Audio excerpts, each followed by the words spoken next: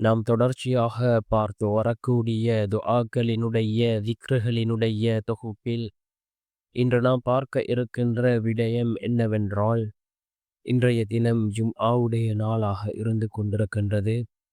அசருடைய தொழுகையை தொழுதுவிட்டு அதே இடத்தில் அமர்ந்தவர்களாக 500 தடவை இந்த திக்ரை ஓதி நாம் அல்லாஹ்விடம் பிரார்த்தனை செய்வோம். இந்த திக்ரை ஓதி நாம் அல்லாஹ்விடம் பிரார்த்தனை செய்தால் அல்லாஹ் ஜல்ல சுபஹானஹு வ தஆலா நம்முடைய பிரார்த்தனைகளுக்கு மிகவும் வேகமாக பதில் வழங்குகின்றான். நம்முடைய நாட்டங்கள் அனைத்தையும் அல்லாஹ் பூர்த்தி செய்து தருகின்றான்.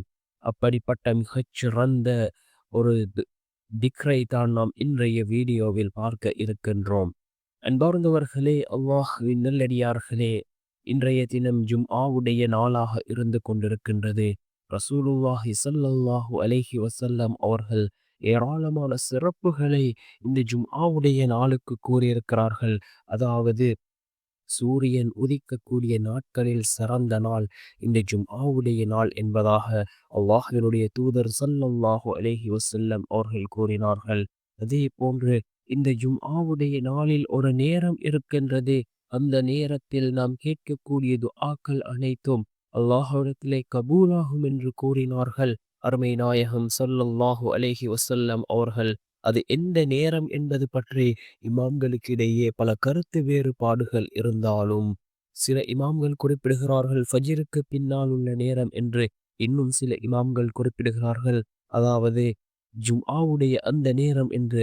ஆனால் அதிகமான இமாம்களினுடைய கருத்து என்னவென்றால், அசருக்கு பின்னால் உள்ள நேரம், அசருக்கும் மக்ரிபுக்கும் இடைப்பட்ட ஒரு நாளினுடைய கடைசி நேரம், அந்த நேரத்தை தான் ரசூலுல்லாஹி ஸல்லல்லாஹு அலைஹி வஸல்லம் அவர்கள் துஆக்கள் ஏற்றுக்கொள்ளப்படும் நேரம் என்பதாக கூறினார்கள் என்று அதிகமான இமாம்கள் தங்களுடைய கிதாபுகளிலே பதிவு செய்திருக்கிறார்கள்.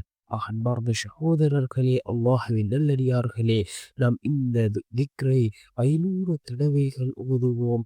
அல்லாஹ்வினுடைய மிகச்சிறந்த ஒரு திக்ர். இதனை ஓதி நாம் அல்லாஹ்விடம் பிரார்த்தனை செய்வோம். நிச்சயமாக அல்லாஹ் ஜல்ல சுப்ஹானஹு வ தஆலா நம்முடைய பிரார்த்தனைகளுக்கான பதிலை அல்லாஹ் வழங்குவான். நம்முடைய நாட்டங்கள் அனைத்தையும் அல்லாஹ் நமக்கு பூர்த்தி செய்து தருவான், நிறைவேற்றி தருவான்.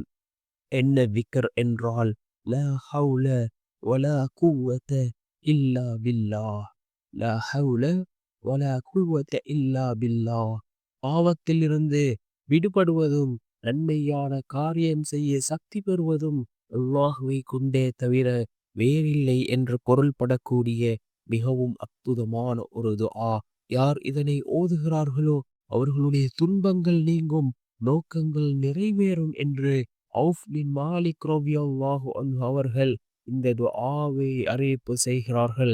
அந்த அளவுக்கு சிறந்த அற்புதமான ஒரு துஆவாக இந்த துஆ இருந்து கொண்டிருக்கின்றது.